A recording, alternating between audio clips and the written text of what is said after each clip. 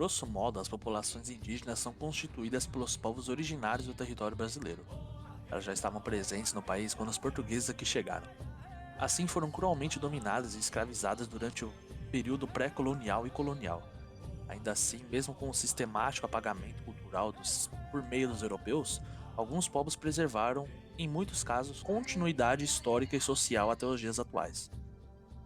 No Brasil, as tribos indígenas são caçadoras, coletoras da tradição oral e muitas estão localizadas hoje em reservas indígenas. Entretanto, com o avanço do desmatamento e a atividade do garimpo legal, até mesmo as reservas estão ameaçadas. Estrutura social indígena. De modo geral, nas sociedades indígenas são estruturas sem propriedade privada e possuem habitação coletiva. São ainda igualitárias, descentralizadas politicamente com status social distinto segundo a divisão do trabalho. Não é possível generalizar, pois são povos distintos, mas em muitas tribos os homens se encarregam da construção da aldeia, da guerra, caça e pesca, da liderança tribal e dos rituais xamânicos. Enquanto isso, as mulheres lidam com plantio e colheita, preparam os alimentos e produzem tecidos, adornos e utensílios. A educação das crianças é geralmente compartilhada por todos. A cultura indígena são, via de regra, baseada na oralidade. Contudo, mesmo na ausência da escrita, uma diversidade de sinais e de outras formas gráficas cumprem o papel comunicativo.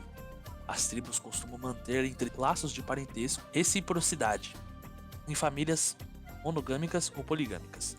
Apesar disso, a liderança não possui caráter hereditário. Os índios foram os primeiros habitantes do território brasileiro.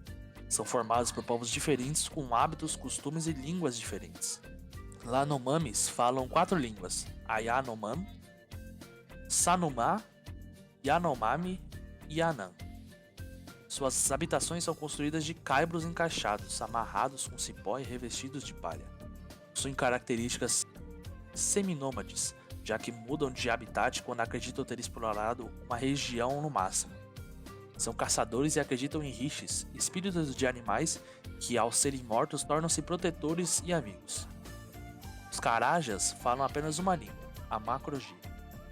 São divididos em carajas, javais e xambioas. Acreditam na transformação do homem em animais e vice-versa. Residem nas proximidades do rio Araguaia, pois acreditam que sua criação, rituais de passagem, alimento e alegria são dados por ele. Vivem no cultivo do milho, mandioca, batata, banana, cará, melancia, feijão e amendoim, e prezam pela pintura corporal. Dividem o trabalho, fica para os homens em defesa do território, abertura das roças, construção das casas, pesca, entre outros. Para as mulheres, o trabalho de educar os filhos, cuidar dos afazeres domésticos, do casamento dos filhos, da pintura e ornamentação das crianças, entre outros.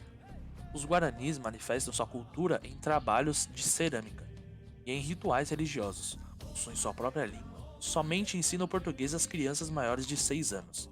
São migrantes e agricultores, acreditam que a morte é somente uma passagem para a terra sem mares. Os que se foram partem para este local para proteger os que na terra ficaram. Os tupis são dominados por um ser supremo designado Monan. A autoridade religiosa dentro das aldeias é o pajé, que é um sábio que atua como adivinho, curandeiro e sacerdote. Utilizam a música e seus instrumentos musicais para a preservação de suas tradições, para produzir efeitos hipnóticos e para momentos de procriação, casamento, puberdade, nascimento, morte, para afastar flagelos, doenças e epidemias e para festejar boas caçadas, vitórias em guerras, entre outros. Existem cerca de 225 sociedades indígenas distribuídas em todo o território brasileiro, corresponde a 0,25% da população do país. Diante das culturas específicas de cada sociedade, somente algumas delas foram anteriormente destacadas.